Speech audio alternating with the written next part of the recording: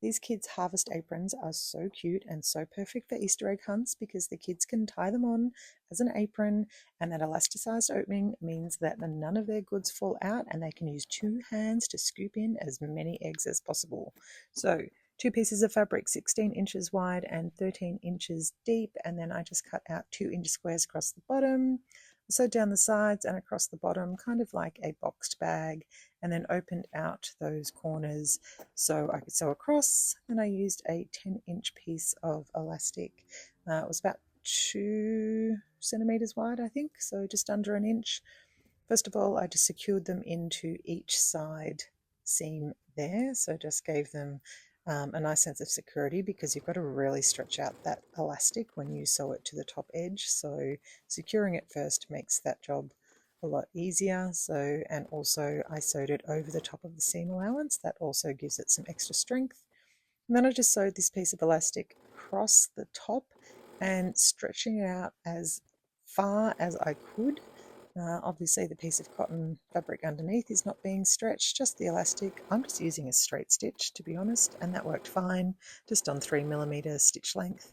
And again across the bottom edge of the elastic.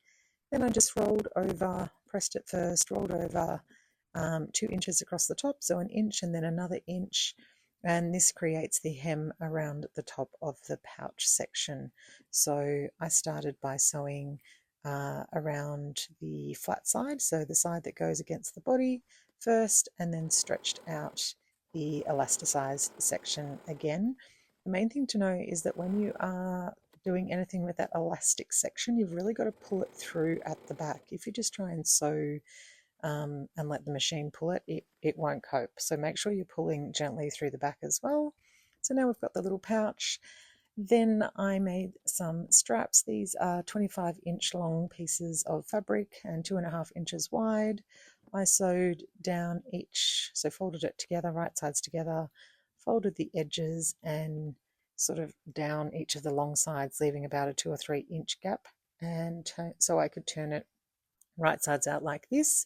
Used my trusty chopstick to poke through the ends, and then that way the opening can just get pressed in and under, top stitched all the way around. And then the final step is just to sew it on to that back section there, so the flat part just near the side seams. I just created a little rectangle with a little crisscross. So these aprons can be used for all sorts of things as well, not just Easter eggs, but at this time of year, what else would we want?